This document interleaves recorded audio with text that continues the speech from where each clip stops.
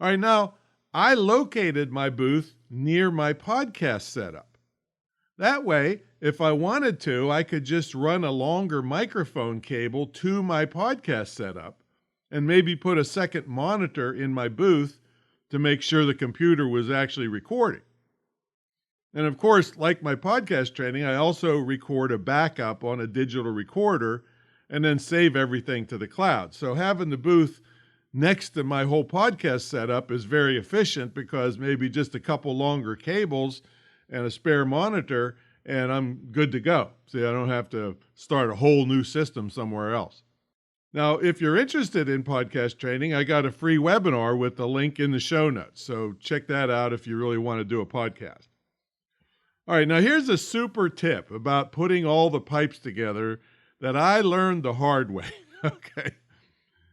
See, first, I've glued together many plastic pipes while doing plumbing in my rental properties and my old house.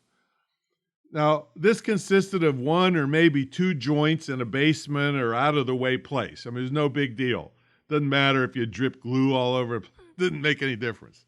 So in the beginning, I started gluing the joints of my sound booth frame together, and I quickly found out that doing this in a gorgeous living room and making a permanent structure that's way too big to fit through doors if I wanted to move it was a lousy idea.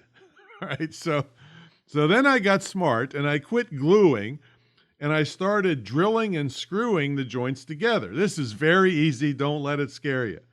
I'll have a picture of this in the show notes also, but here's how you do it.